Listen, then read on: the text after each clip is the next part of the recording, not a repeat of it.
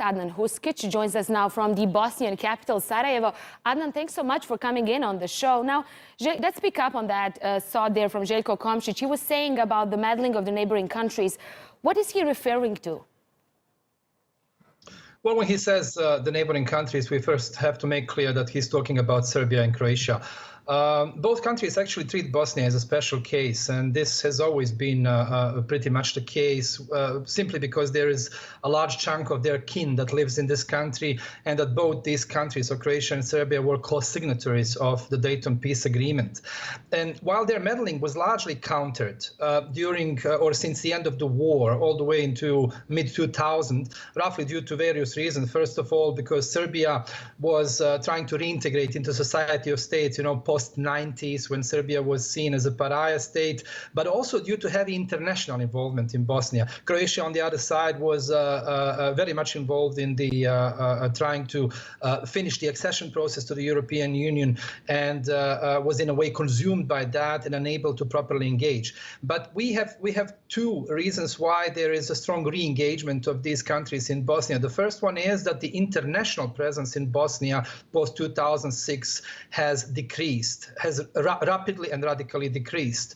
The second one is that there is an onset of the constitutional reform debate in Bosnia, something that was initiated by the EU as an attempt to basically ensure that there is a transfer of responsibility and ownership to the domestic political actors, so kind of an exit strategy for the internationals in Bosnia. But at the same time, it was seen as a maturity, the symbol of maturity of the domestic political elites. And once you open or start opening this Pandora box, the Dayton Peace Agreement, naturally, if there is a corrective element lacking, and there was also a change in the corrective element, this international presence, the waning international presence, what emerged out of this was a permanent debate which involved both neighboring countries. These are stories about unfinished national narratives. These are stories and briefly, about... Adnan, let me jump in here. Like, why is this sudden interest from the big powers in the region? What are they actually trying to achieve in the Western Balkans? Well, I think that there is obviously a change in the structural condition in the region. The first one is that there is a waning Western influence, and this is the reason why we see a stronger engagement by other interested actors.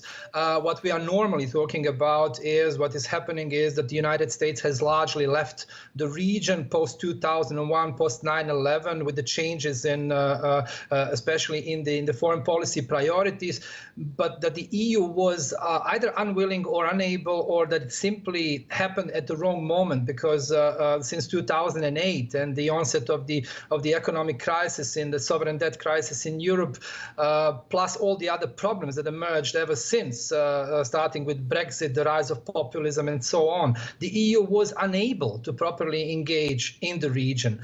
And that left the room open for a number of interested actors. And, when we talk about the Balkans for more than a century, we are talking about the playground for the great powers.